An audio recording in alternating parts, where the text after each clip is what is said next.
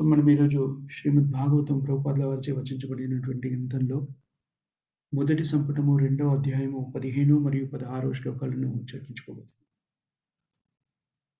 మనం నిన్న శ్లోకాన్ని గురించి చర్చించుకున్నప్పుడు ఒకటి చెప్పుకున్నాం.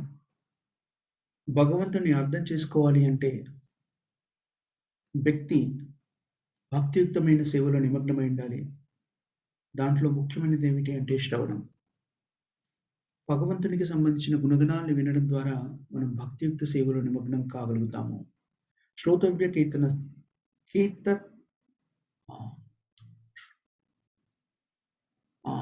ఒక శ్లోకం ఉంది. ఏమిటది? శ్రోతవ్య కీర్తితవ్యశ్చ. భగవంతుని గురించి జపించడం ద్వారా ధ్యేయ అంటే భగవంతుని మీద ధ్యానం చేయడం ద్వారా, పూజ్య భగవంతుని ఆరాధించడం ద్వారా, భగవంతుని స్మరించడం ద్వారా నిత్యదా అంటే ప్రతిరోజు ప్రతి క్షణం, నిజానికి ప్రతిరోజు కూడా నిత్య అంటే శాశ్వతము. శాశ్వతం ఎప్పుడవుతుంది అంటే ఒక స్థితి ప్రతి క్షణం కూడా అలాగే ఉంటే అది శాశ్వతము అవుతుంది. భగవాన్ సత్వతం పతి. భగవంతుడు సహజమైనటువంటి సరి అయిన మార్గంలో జీవితాన్ని అవలంబిస్తున్న వాళ్ళకి తెలుస్తుంది ఏమిటి అంటే భగవంతుడు సర్వవ్యాపకుడు, అంతేకాకుండా అన్నింటికీ కూడా ప్రభువు భగవంతుడు అనే విషయం తెలుస్తుంది. అందరికీ కూడా ప్రభువు భగవంతుడే. మనము అంగీకరించినా అంగీకరించకపోయినా అందరికీ కూడాను ప్రభువు అనేవాడు భగవంతుడే. మీరు హిందువైనా, ముస్లిం అయినా, క్రిస్టియన్ అయినా, బ్రాహ్మణ, క్షత్రియ, వైశ్య, శూద్ర, ఇంకా లేకపోతే పంచమ జాతులకు చెందిన వాళ్ళైనా, బ్రహ్మచారి, వానప్రస్థ, గృహస్థ, సన్యాస, ఎలాంటి ఆశ్రమంలో ఉన్నా, ఆ మాటకొస్తే మనుష్య రూపంలో ఉన్నా, ఇంకే రూపంలో ఉన్నా కూడాను అందరికీ కూడా అధిపతి భగవంతుడైన శ్రీకృష్ణుడే. ఇది ఎవరైతే భగవద్భక్తిలో లేకుండా ఉన్నారో, రాక్షస ప్రవృత్తిని కలిగి ఉన్నారో అలాంటి వాళ్ళు ఈ స్థితిని గుర్తించరు. కానీ భగవంతుడు అందరికీ ప్రభువు అయిన విషయాన్ని చక్కగా అవగతం చేసుకుంటాడు. రాక్షస ప్రవృత్తిని వాళ్ళు భగవంతుని గురించి అసలు పట్టించుకోరు. అలాంటి వ్యక్తులని భగవంతుడు కూడా పట్టించుకోరు. మనం చెప్తాము, భగవంతుడు అందరినీ సమాన దృష్టిలో చూస్తున్నాడు, కానీ భక్తుల మీద ప్రత్యేక శ్రద్ధ చూపిస్తున్నాడు అంటే దాని అర్థం ఏంటి అంటే, సమాన దృష్టితో ఈ భౌతిక ప్రకృతిలో నియమించబడినటువంటి నియమాలు అందరికీ సమాన దృష్టితో ప్రతిచర్యనిస్తున్నాయి. ఎవ్వరి మీద ద్వేషం కానీ, కోపం కానీ, ప్రత్యేక అభిమానం కానీ లేదు.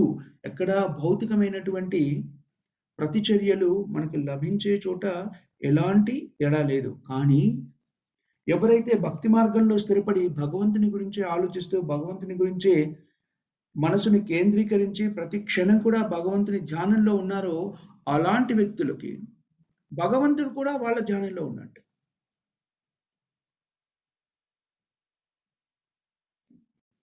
రాక్షస స్వభావం కలిగిన వాళ్ళ యొక్క బాధ్యతని భగవంతుడు స్వీకరించడు. ప్రకృతి అతనిచే నియమించబడిన నియమాలు వాళ్ళకి కావలసినటువంటి పరిస్థితిని కల్పించేస్తుంది. కానీ భక్తుల యొక్క స్థితిగతుల గురించి భగవంతుడు స్వయంగా బాధ్యతని స్వీకరిస్తారు అని చెప్పుకున్నాం. అందుకని భక్తుల యొక్క ధర్మం ఏమిటి అంటే భగవంతుని యొక్క దివ్య గుణాలు వింటూ ఉండడం. శ్రవణం అనేటువంటిది చాలా ప్రాముఖ్యమైనటువంటి విషయం.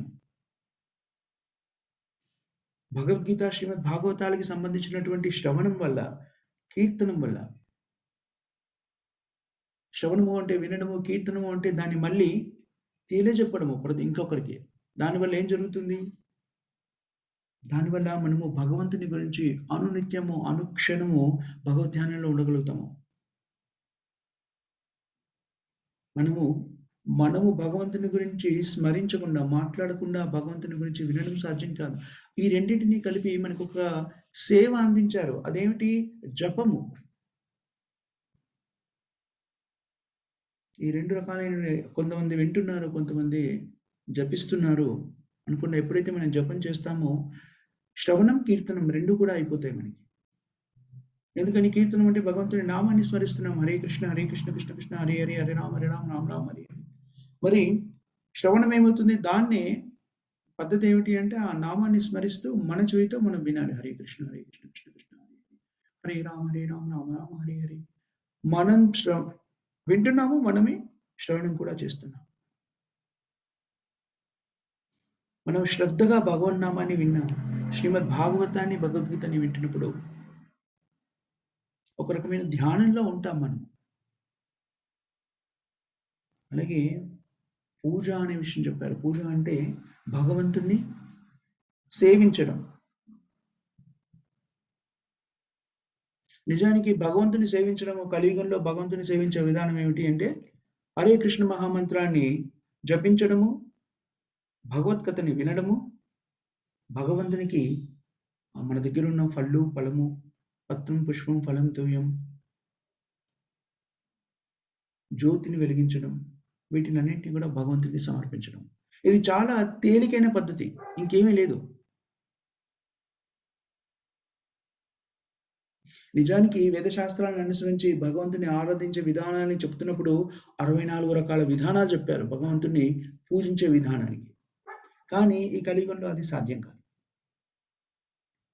సో శ్రవణం, కీర్తనం, జపం చేయడము, భగవంతు నామాన్ని జపం చేయడము, భగవంతునికి సంబంధించిన లీలను వినడము, భగవంతునికి ప్రతిరోజు భోగాన్ని సమర్పించడము. ఈ 3 పద్ధతులని నిష్ఠగా ఆచరించిన వ్యక్తులకి భగవంతుడు అంటే ఎవరో ఖచ్చితంగా తెలిసిపోతుంది. ఎందుకంటే భగవంతుడు పరమాత్మగా అందరి హృదయాల్లో ఉన్నాడు. భగవంతునికి సంబంధించిన పరిజ్ఞానము జీవాత్మలో స్థిమితమైంది. ఈ ఒక్క ప్రక్రియని మనము ఏకేన మనస ఏకాగ్రతతో కూడుకొని ఈ ప్రక్రియను మనం చేసినట్టయితే సంపూర్ణమైనటువంటి ఏకాగ్రత, దృఢ సంకల్పంతో ఈ ప్రక్రియను మనం చేస్తే తప్పకుండా మనము భగవంతునికి సంబంధించిన పరిజ్ఞానాన్ని అవగతం చేసుకుంటాం.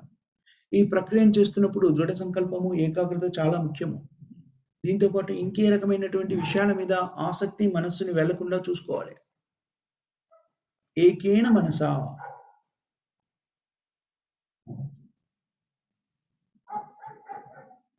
ఇదే శ్రీమద్ భాగవతం యొక్క ఉపదేశము.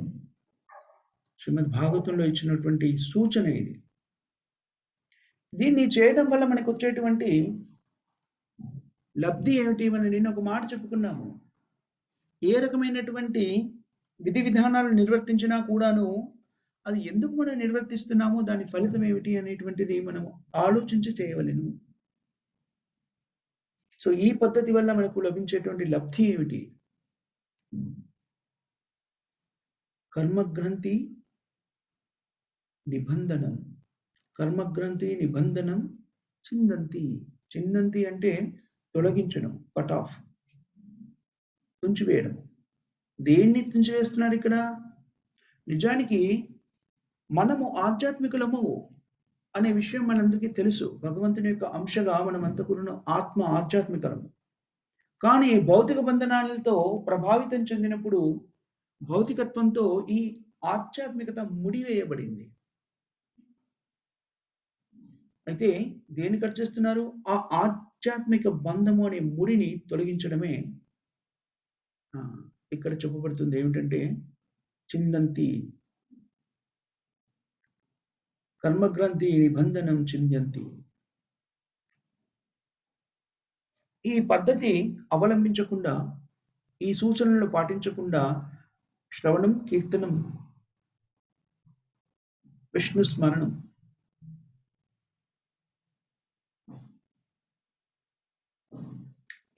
ఈ విధానాలను పాటించకుండా మనము భౌతిక జీవితాన్ని అవలంబిస్తే, భగవంతుని గురించి జపించకుండా, భగవంతుని గురించి వినకుండా, భగవంతునికి భోగాన్ని సమర్పించకుండా మనం భౌతిక జీవనాన్ని సాగిస్తే అది ఎలా చెప్తున్నారు అంటే, గోపాల్ ఏం చెప్తారంటే సినిమా ఇలాగా జరిగిపోతుంది జీవితం అంతా కూడా.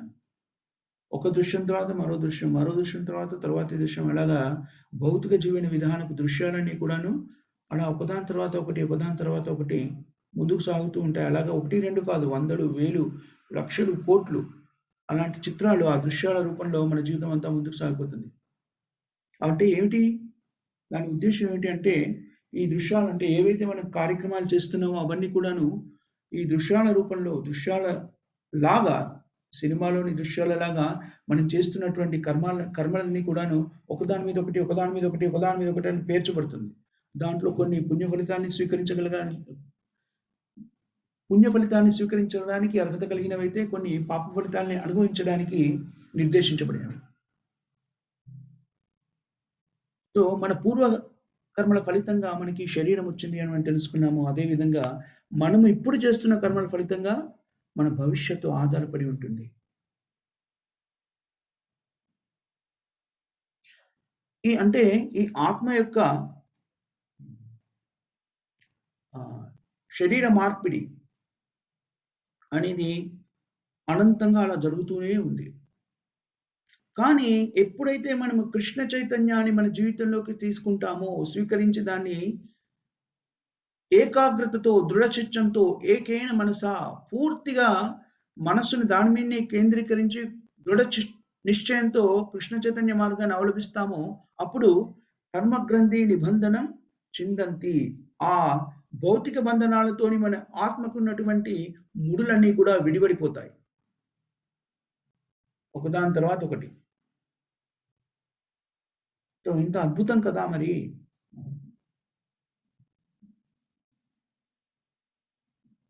భాగవతం ఏం చెప్తుందంటే, యత్ అనుధ్యాసీన, ఈ పద్ధతిని కేవలం పాటిస్తే మాత్రమే, యత్ అనుధ్యాసీన యుక్త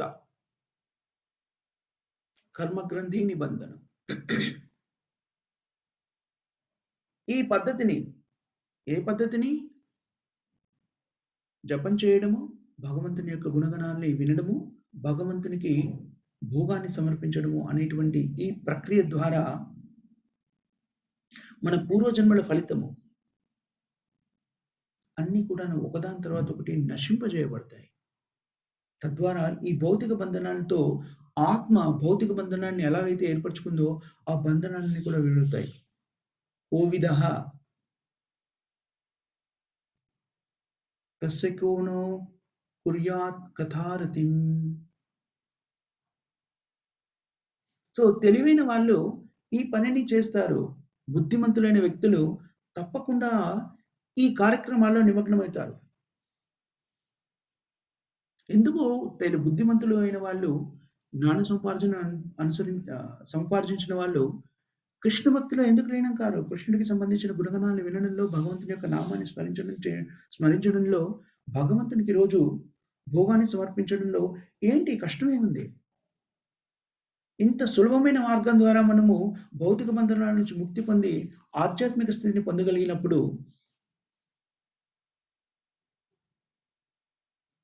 దాన్ని చేయడంలో మనకి ఏ ఇబ్బంది ఉండకూడదు.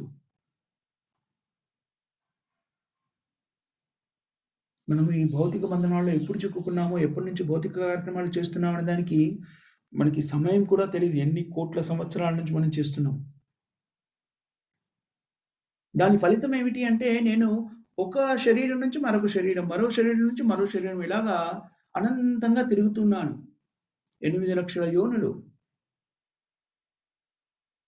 80 లక్షల యోనులు. 80 లక్షల యోనులు ప్లస్ 4 లక్షలు మానవ శరీరం. మొత్తం 84 లక్షల యోనుల్లో అలా తిరుగుతూ ఉన్నాం. దీన్ని ఇప్పుడే మనం ఆపేయొచ్చు. దీన్ని ఆపేస్తే ఏం జరుగుతుంది? తర్వాతి జన్మ మనకి ఆధ్యాత్మికమైన జీవితం లభిస్తుంది. ఆధ్యాత్మిక జీవితము అంటే శాశ్వతమైన పరిజ్ఞానము, శాశ్వతమైన ఆనందము, మన శాశ్వతమైనటువంటి శరీరము, ఆధ్యాత్మిక శరీరాన్ని పొంది తద్వారా భగవత్ సేవలో నిమగ్నమై ఉంటాము. దీన్ని ఎందుకు మనము స్వీకరించకూడదు? కోవిద ఎందుకు? ఇది భాగవతం అడుగుతోంది మనని. ఇంత సులభమైన మార్గాన్ని ఎందుకు స్వీకరించకూడదు? తెలివైన వాళ్ళు ఎవరైనా ఇంత సులభమైన మార్గాన్ని అవలంబిస్తూ అత్యున్నతమైనటువంటి ప్రతిఫలాన్ని పొందగలము అంటే వాళ్ళు ఎందుకు స్వీకరించరు అని అడుగుతుంది.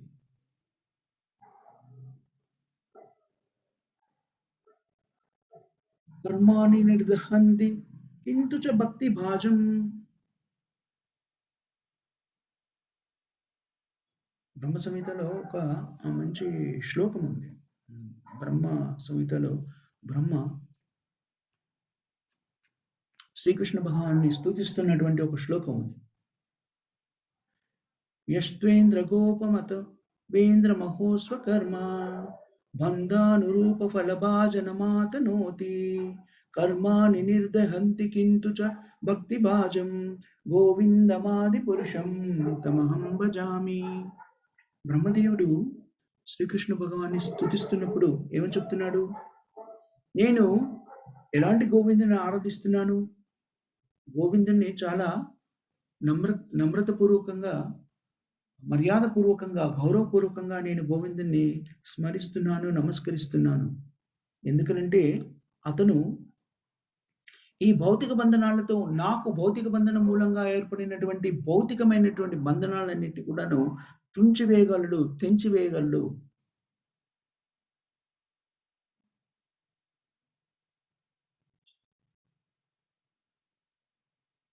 సో భక్తి మార్గంలో ఉన్న వాళ్ళ ఈ బంధనాలన్నింటినీ కూడా తుంచేస్తాను అని చెప్తున్నాడు.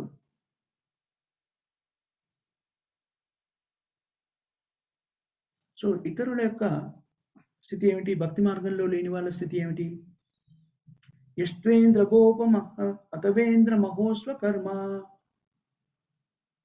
మనకు తెలుసు బద్ధ జీవుల్లో రకరకాల శ్రేణుల్లోని వ్యక్తులు ఉన్నారు, వాళ్ళ చైతన్యాన్ని బట్టి అని మనం నేర్చుకున్నాం. ఎన్ని రకాల జీవాత్మలు ఉన్నాయి? మనం 84 లక్షల యోనులు, రకరకాల జీవాత్మలు ఉన్నాయని చెప్పుకున్నాము. చాలా సూక్ష్మమైన బ్యాక్టీరియా ఒకటి ఉంటుంది, చాలా చిన్నది. దాని పేరు ఇంద్ర. విచిత్రంగా దాని పేరు కూడాను ఇంద్ర.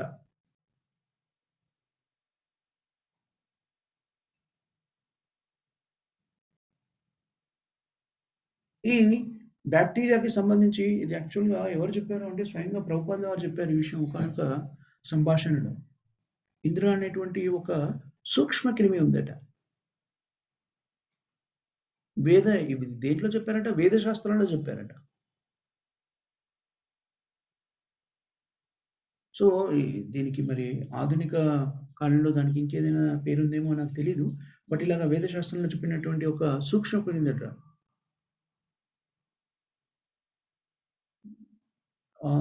ఆ బ్యాక్టీరియా పేరు ఇంద్రగోప అని పిలుస్తారట. అది చాలా సూక్ష్మమైనది. దాన్ని చూడాలి అంటే మైక్రోస్కోప్ కావాలి, దాంట్లో మాత్రమే దాన్ని చూడగలము అని చెప్తారు. సో బ్రహ్మ సంహితలో ఏమని చెప్తుంది అంటే ఆ సూక్ష్మక్రిమి పేరు ఇంద్రియ అని, బ్యాక్టీరియా పేరు ఇంద్ర అని ఎందుకు చెప్పబడింది అంటే బ్రహ్మ సంహితలో దానికి సంబంధించినటువంటి ఒక సంభాషణ ఉంది. ఏమని చెప్తారు బ్రహ్మ సంహితలో? ఈ అత్యంత సూక్ష్మమైన క్రిమి ఇంద్ర అనబడేటువంటి సూక్ష్మ క్రిమి, ఇంద్రగోప అనేటువంటి సూక్ష్మ క్రిమి నుండి మొదలు పెడితే ఇంద్రుడు, దేవేంద్రుడు, స్వర్గాధిపతి, స్వర్గానికి రాజు, అతని పేరు కూడా ఇంద్రుడే. ఈ సూక్ష్మక్రిమి పేరు కూడా ఇంద్రగోప. అందుకని బ్రహ్మ సంహితలో ఈ ఇంద్రగోప అనే సూక్ష్మక్రిమి బ్యాక్టీరియా నుంచి మొదలు పెడితే ఇంద్రుడి వరకు యష్ట్వేంద్ర గోప మతవేంద్ర మహోస్వ కర్మ. అందరూ కూడాను వాళ్ళు చేసినటువంటి కర్మ ఫలితాన్ని అనుభవిస్తున్నారు. అయితే ఆనందాన్ని లేకపోతే దుఃఖాన్ని వాళ్ళు చేసిన కర్మలను బట్టి. గోప మహోస్వ కర్మ బంధానురూప ఫలభాజన మాతనోతి. బంధ అన్న కూడాను, నిబంధనం అన్న కూడాను రెండు పర్యాయ పదాలు సంస్కృతం. మనం చేసిన కర్మ కార్యాలకి ఫలితంగా మనము భౌతిక బంధనాల్లో చిక్కుకుంటున్నాము. ప్రతి వాళ్ళు కూడాను ఇంద్రగోప అని సూక్ష్మ నుంచి ఇంద్రుడి వరకు కర్మాని నిర్దహతి కింతుచ భక్తి భాజం.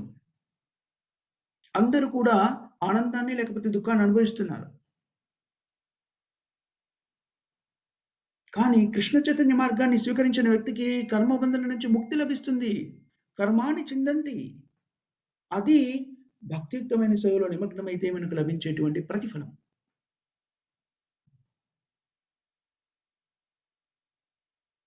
పూర్వజన్మ ఫలితాలను బట్టి, పూర్వజన్మలో మనం చేసిన పనులను బట్టి ఈ జన్మ మనకి లభించింది, ఈ శరీరం మనకి లభించింది అనుకున్నాం. పుణ్యఫలము, పాపఫలము ఏది చేసామో దాన్ని బట్టి వచ్చింది.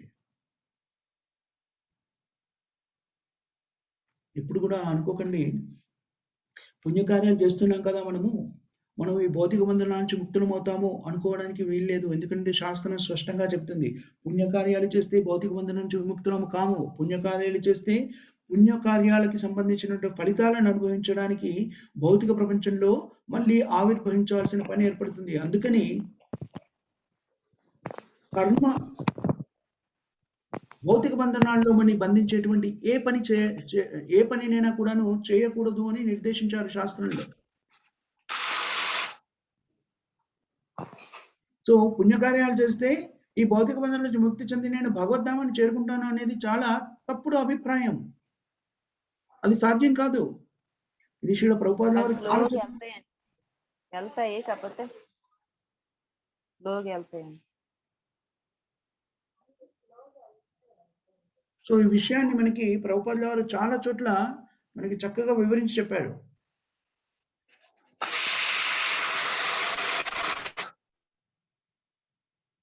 సో పుణ్యకార్యాలు చేస్తే మనకి ఉన్నతమైన కుటుంబంలో జన్మ లభించవచ్చు. విలాసవంతమైన చాలా ధనికులైనటువంటి కుటుంబంలో మనకి ఇంకో శరీరం లభించవచ్చు. జన్మైశ్వర్య, జన్మ అంటే పుట్టుక, ఐశ్వర్య అంటే రిచ్నెస్, ఆస్తులు, ఐశ్వర్యం. జన్మైశ్వర్య శృత.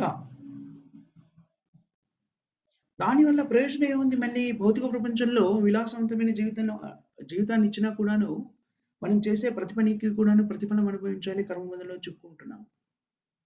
అదే విధంగా పాపకార్యాలు చేసామనుకోండి, చాలా హేయమైనటువంటి జీవితాన్ని అనుభవిస్తాము. హేయమైన జీవితము అంటే అజ్ఞానంలో, అంధకారంలో ఉన్నటువంటి జీవన విధానంలో మనము జీవితాన్ని కొనసాగించవలసినటువంటి అవసరం ఏర్పడుతుంది. చాలా న్యూన్యమైనటువంటి, దాదాపుగా జంతువులతో సమానంగా జీవిస్తున్నటువంటి కుటుంబాల్లో మనం జీవించాల్సినటువంటి అగత్యం ఏర్పడుతుంది. ఒక్కోసారి నిరుపేదలుగా అయిపోతాము. ఇవన్నీ కూడాను దేని ఫలితాలు అంటే మనం చేస్తున్నటువంటి పాప పుణ్యాలు పడతాము.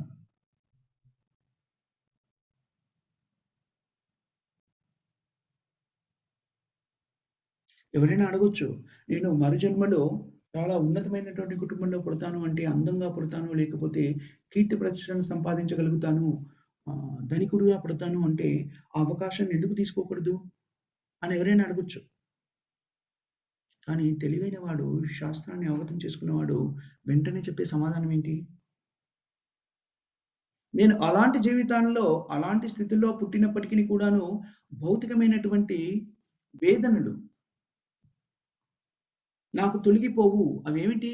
3 క్లేశాలు అని చెప్పుకుంటాము. ఆధ్యాత్మిక్, ఆదిదైవిక్, ఆదిభౌతిక క్లేశాలు ఏవైతే ఉన్నాయో అవి తొలగిపోవు.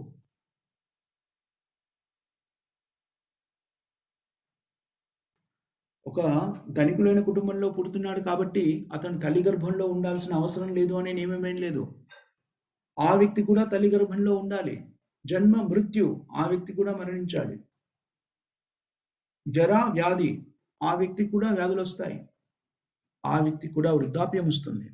సో జన్మ, మృత్యు, జరా, వ్యాధి అనే చక్రం నుంచి మనం ముక్తులము కాలేము.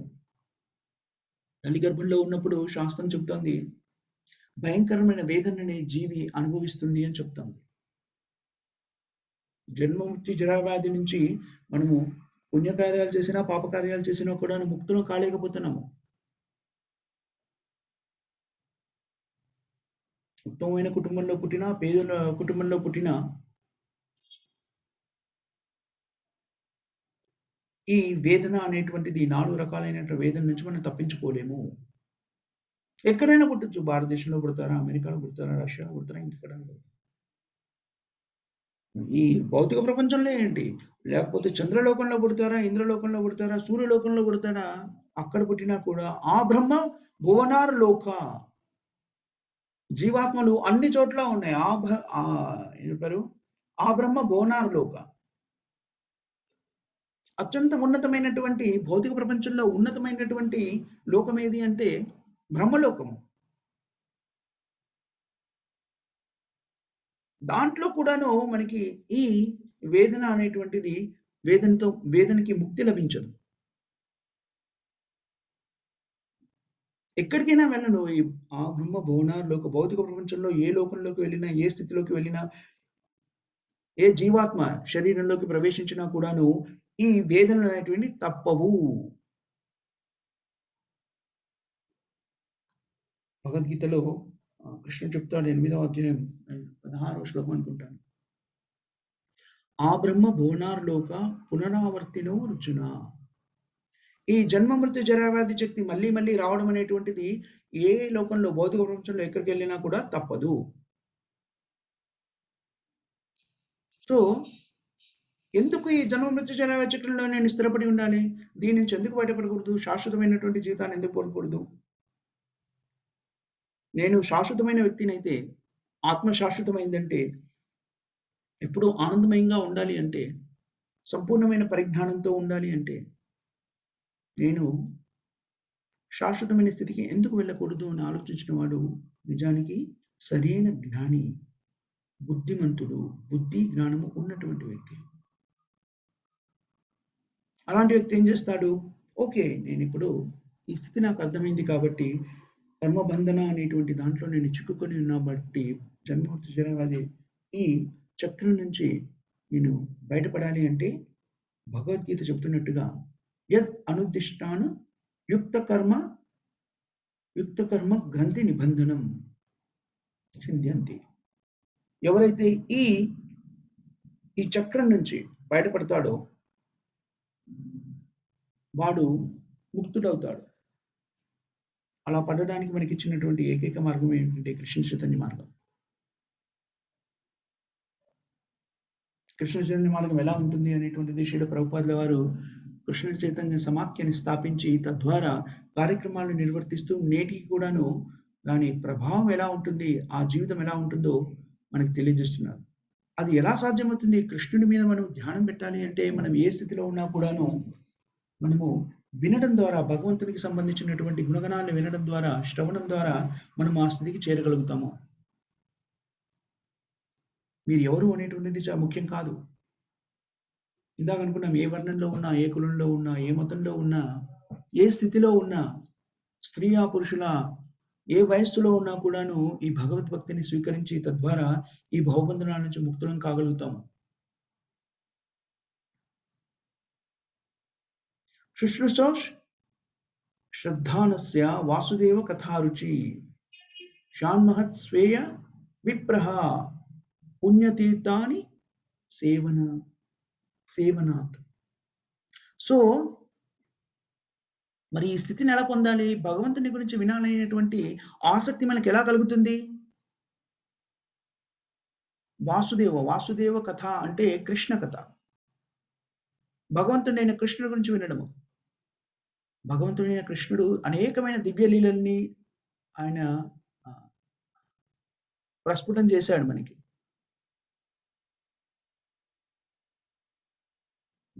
ఈ భౌతిక ప్రపంచంలో అనేకమైనటువంటి శాస్త్రాలున్నాయి. అవన్నీ కూడాను భగవంతుడిని అంగీకరిస్తాయి. కానీ భగవంతునికి సంబంధించిన దివ్య లీలలో మాత్రము అన్ని శాస్త్రాలు లేవు. అదే శ్రీమద్ భాగవతానికి మరియు ఇతర శాస్త్రాలకి ఉన్న తేడా.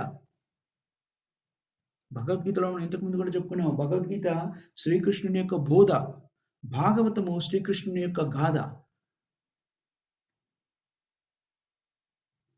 భగవద్గీతలో కృష్ణుడు తన గురించి తాను స్వయంగా చెప్పుకున్నాడు. శ్రీమద్ భాగవతము కూడా కృష్ణుడి గురించే మాట్లాడుతుంది. కానీ ఎవరు చెప్పారు అది? వ్యాసదేవుడి ద్వారా చెప్పబడింది. నిజానికి శ్రీమద్ భగవద్గీత, భాగవతము ఒక విధంగా చూస్తే రెండు కూడా శ్రీకృష్ణుడి గురించే వర్ణన చేస్తున్నాయి. కానీ భగవద్గీతలో కృష్ణుడే స్వయంగా చెప్తున్నాడు. భాగవతంలోనేమో వ్యాసదేవుడు చెప్తున్నాడు. సో 2 కూడా కృష్ణ కథలే. చైతన్య మహాప్రభు మనం చైతన్య మహాప్రభును ఆరాధిస్తాం. భగవంతుడైన శ్రీకృష్ణుడు, రాధాకృష్ణుల యొక్క స్వయం రూపమే చైతన్య మహాప్రభు. అతను కూడా యారే దేకా తారే కహా కృష్ణ కథ, కృష్ణ ఉపదేశ, తారే కహా కృష్ణ కథ. ఎక్కడ ఉన్నా ఎక్కడికి వెళ్ళినా కూడా యారే దేకే తారే కహా కృష్ణ ఉపదేశ, అమర ఆజ్ఞాయ గురుహాన తారయై దేశ. ఏమని చెప్పాడు చైతన్య మహాప్రభు? నా ఆజ్ఞ ప్రకారంగా ఈ భారతవర్షంలో జన్మించిన వాళ్ళు ఎవరైనా సరే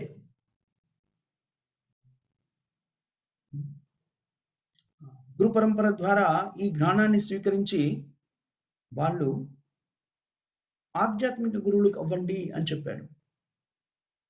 నా ఆజ్ఞ ప్రకారంగా నేను ఈ ఆదేశాన్ని మీకు అందిస్తున్నాను. మీరందరూ కూడా ఆధ్యాత్మిక గురువులు కండి.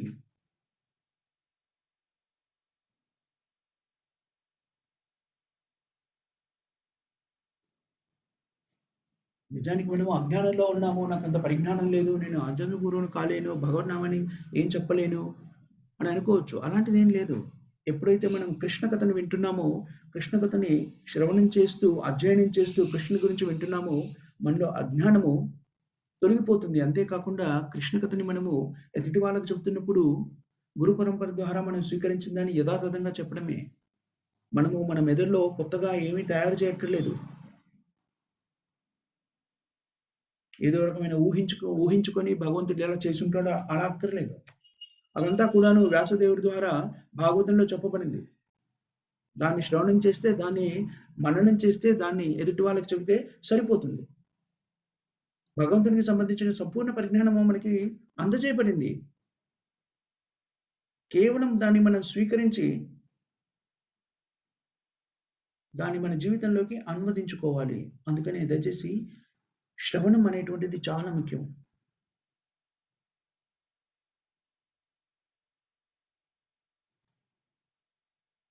నిజానికి భగవద్గీతలో, భాగవతంలో ఉన్నది యథాతథంగా చెప్పడం చాలా సులభం. ఎందుకంటే దాంట్లో మనము సొంత పరిజ్ఞానాన్ని పెట్టడం గానీ, ఆలోచించడం గానీ, ఊహించడం గానీ ఏమీ చేయక్కర్లేదు. చైతన్య మహాప్రభు చాలా సులభమైనటువంటి మార్గాన్ని చెప్తున్నాడు. చైతన్య చరితామృతంలో మధ్యలీలలో వస్తుంది విషయం. 7వ అధ్యాయం 128 శ్లోకం యారే దేకే తారే కహా కృష్ణ ఉపదేశ. కృష్ణ ఉపదేశ అంటే భగవంతుడైన కృష్ణుడు ఉపదేశించినటువంటి సూచనలు, నియమాలు, ఇన్స్ట్రక్షన్స్ తెలియజేస్తూ భగవంతుని గురించి, భగవంతుని దివ్య లీలల గురించి తెలియజేయడం. అది మాత్రం చేస్తే చాలు, మీరు ఆధ్యాత్మిక గురువు అయిపోతారు. ఇంకా రకరకాల మిగిలిన కార్యక్రమాలు చేస్తే అవి భౌతికం అవ్వచ్చు, కానీ ఇది కేవలం చేస్తే వాళ్ళు ఆధ్యాత్మిక గురువులుగా పరిగణించబడతారు. సో ఆ విషయం ఇక్కడ స్పష్టంగా శాస్త్రంలో చెప్పబడింది. సో మనం శ్రద్ధగా వినాలి. కానీ ఒకవేళ మీరు అక్షరాస్యులు కాదనుకోండి, భగవద్గీతను చదవలేరు. నిజం చెప్పాలి అంటే మనలో చాలా మందికి సంస్కృతం తెలీదు. సో సంస్కృతంలో ఉన్నటువంటి భగవద్గీతను మనం చదవలేము. కానీ శ్రీల ప్రభుపాదుల వారు ఆంగ్లంలో మనకు అందించారు.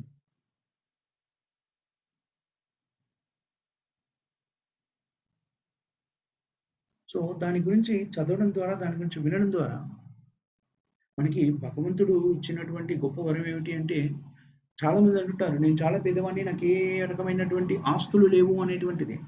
భగవంతుడు జీవాత్మకి ఇచ్చినటువంటి గొప్ప ఆస్తి మన శరీరం మాత్రమే. శరీరమే. చక్కని ఇంద్రియాలు ఇచ్చారు మనకి. వినికిడి శక్తి ఉంది. శ్రద్ధగా భగవంతుని గురించి మనము విన్నామనుకోండి, భగవంతునికి సంబంధించిన సంపూర్ణ పరిజ్ఞానం మనకు అవగతమవుతుంది. పూర్వకాలంలో వ్యక్తులు చాలా తెలివైన వాళ్ళుగా ఉండేవాళ్ళు. ఏకసంతాగ్రాహులుగా ఉండేవాళ్ళు. కేవలం వినడం ద్వారా మాత్రమే వాళ్ళ పరిజ్ఞానాన్ని ఒక్కసారి విన్నంతలోనే దాన్ని అవగతం చేసుకునేవాళ్ళు. వాళ్ళు దేన్ని కూడాను రాసుకోవడము, మళ్ళీ మళ్ళీ దాన్ని చదవడము ఇలాంటిది చేయవలసిన అవసరం ఉండేది కాదు. కేవలం వినడం ద్వారా శ్రోత్రవ్య అంటే వినడం. అందుకని భగవద్గీతలో కూడా ముందు చెప్పింది ఏంటి అంటే శ్రవణం గురించి చెప్పాడు, వినడం గురించి చెప్పారు. వినికిడి శక్తి ఎంత ప్రభావవంతమైంది అంటే మనం నేర్చుకుంటాము. గాఢ నిద్రలో ఉన్నటువంటి వ్యక్తిని కూడా నిద్ర నుంచి లేపుతుంది వినికిడి శక్తి.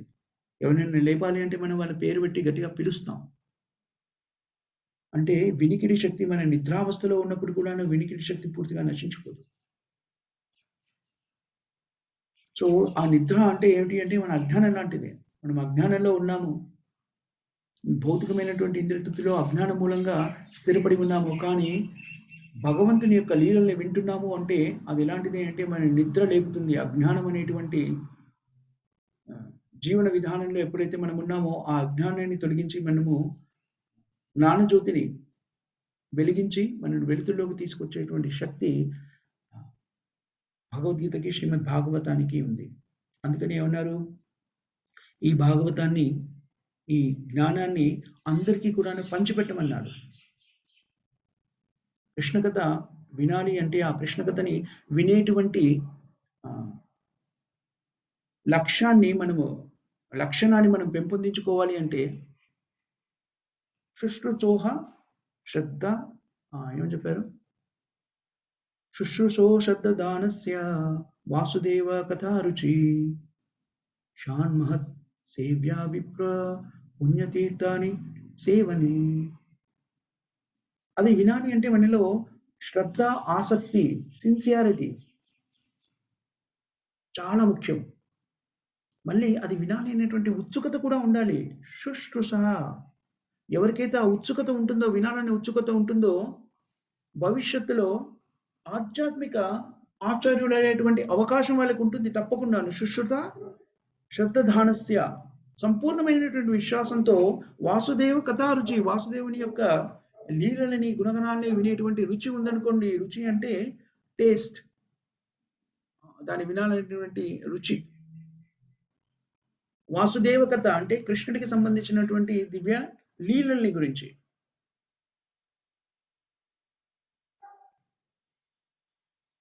శ్రీల ప్రభుపాద గారు తన సొంత ఎక్స్పీరియన్స్, అనుభవాన్ని ఒకసారి చెప్తారు. ఏమని చెప్తారు అంటే, శ్రీల ప్రభుపాదుల వారు ఈ శ్రవణం వినాలి అనేటువంటి ఉత్సుకత ఎంత ప్రభావమైంది అనేటువంటి దాని గురించి చెప్తారు. తానే శ్రీల ప్రభుపాదుల వారు 1933లో వాళ్ళ ఆధ్యాత్మిక గురువుని కలిశారు.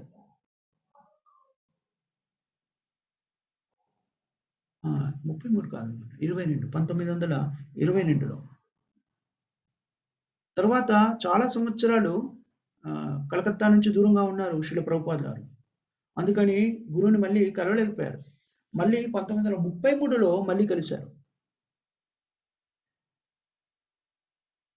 ఆ సమయంలో తమ ఆధ్యాత్మిక గురువు యొక్క ఇతర శిష్యుల నుంచి శ్రీల ప్రభుపాదుల వారు రకరకాల విషయాలని అడిగి తెలుసుకున్నారు.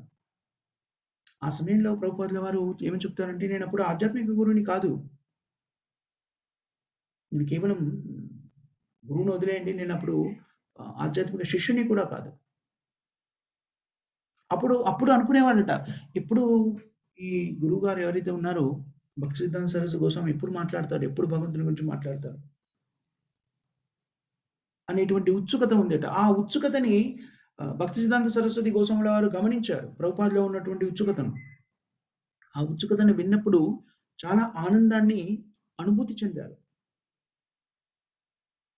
భగవంతుడైన శ్రీకృష్ణుని గురించి వినాలనేటువంటి ఆతృత ఈ బాలకునిలో ఉంది. చాలా ఉన్నతమైనటువంటి భావన. అలాంటి ఉత్సుకత ఉంది కాబట్టి భక్తి మార్గం నుంచి వ్యక్తి దూరం అవ్వడు అని చెప్పారు. అంటే ఉత్సుకతతోని భగవంతుని గురించి వినాలనే ఉత్సుకత అనేటువంటిది ప్రాథమిక అర్హత. ఎవరికైతే భగవంతుని గురించి వినాలి అనేటువంటి ఉత్సాహం ఉంటుందో అలాంటి వ్యక్తులు భగవంతుని గురించిన పరిజ్ఞానాన్ని పొందగలుగుతారు, ఉత్సాహంతో వింటున్నారు కాబట్టి. అయితే దాంట్లో స్థిరపడి ఉండాలి అంటే 2 కావాలి. భగవంతుని గురించి వినడము, తద్వారా భగవత్ సేవలో నిమగ్నమై ఉండడం. ఇవి 2 మాత్రమే కావలసినటువంటి అర్హతలు. సుశ్రుత శ్రద్ధధానస్య, సంపూర్ణ విశ్వాసంతోని వాసుదేవ కథారుచి, వాసుదేవుని గురించిన కథ వినాలి అనేటువంటి రుచి ఉన్నప్పుడు కృష్ణ కథ వినాలండి. షాన్ మహత్ సేవయా, అప్పుడు మహాత్ముడైనటువంటి ఒక వ్యక్తి యొక్క సాంగత్యాన్ని మనం పొందగలుగుతాము. మహత్ అంటే చాలా గొప్ప. అలాంటి వ్యక్తి యొక్క సేవని మనం చేశామనుకోండి, మహత్ సేవయ విప్రః.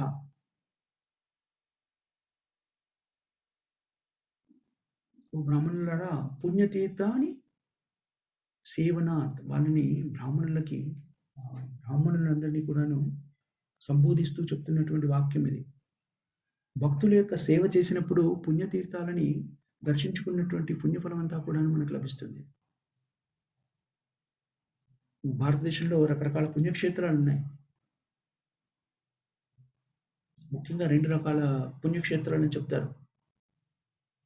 బృందావన, క్రిస్టియానిటీలో కూడా కొన్ని పుణ్యక్షేత్రాలున్నాయి. ఇస్లాంలో కూడాను కొన్ని పుణ్యక్షేత్రాలున్నాయి. మదీనా, మక్కా అంటారు వాళ్ళు. జెరూసలం అంటారు బైబిల్‌కి సంబంధించిన వాళ్ళు. అలాగే వేద శాస్త్రాల్ని అవలంబిస్తున్న వాళ్ళకి కూడాను రకరకాల పుణ్యక్షేత్రాలున్నాయి. హరిద్వార్, లక్ష్మణ్ జూలా, ప్రయాగ, వృందావన, రామేశ్వరం, చాలా పుణ్యక్షేత్రాలున్నాయి. ఈ పుణ్యక్షేత్రాలలో సేవ చేయడం ద్వారా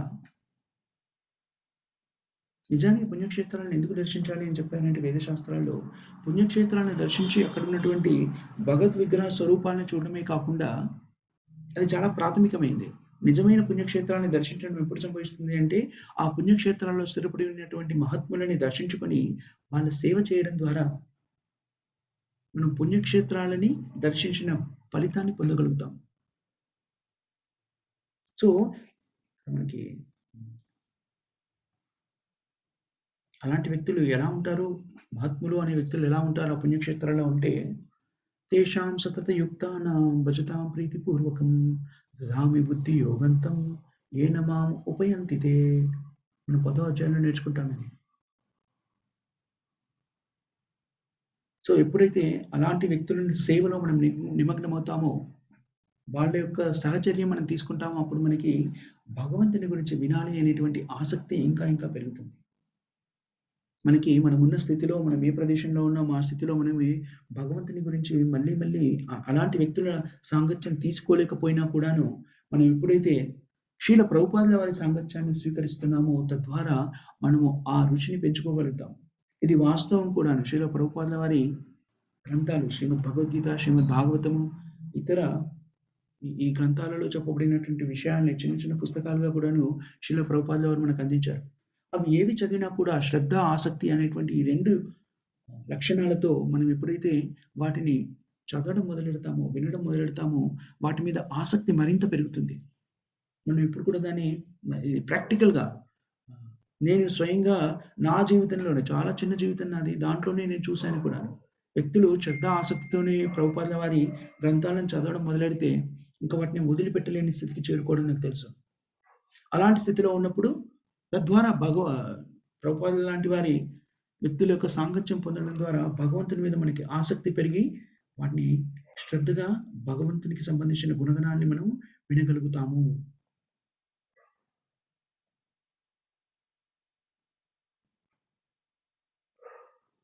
శ్రేయాన్ మహత్ సేవయా విప్ర పుణ్యతీర్థ నివేశనాత్.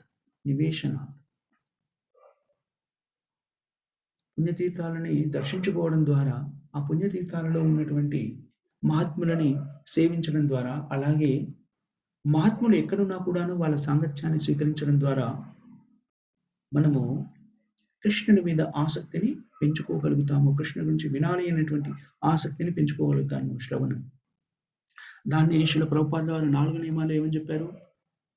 అసోసియేషన్ ఆఫ్ డివోటీస్, భక్తుల యొక్క సాంగత్యం ద్వారా మనము భగవంతుని గురించి వినాలనేటువంటి ఆసక్తిని పెంచుకుంటాము. అది భక్తుల సాంగత్యము అనేటువంటిది ఏం చేస్తుంది అంటే, భక్తుల సాంగత్యము, శుద్ధ భక్తుల యొక్క సేవ భగవంతుని గురించి తెలుసుకోవాలనే ఆసక్తిని మనలో పెంచుతుంది. సో తద్వారా మనము ఈ భౌతిక బంధనాల నుంచి ముక్తి పొంది ఆధ్యాత్మిక పురోగతిని సాధించగలుగుతాము. ఇది ఈ శ్లోకాల యొక్క సారాంశం. మనం ఇవాళ చదివినటువంటి శ్లోకాల యొక్క సారాంశం. ఎవరికైనా ఏమైనా క్వెషన్స్ గాని, కామెంట్స్ గాని ఉన్నాయా మాతాజీస్ అండ్ ప్రభుజీస్?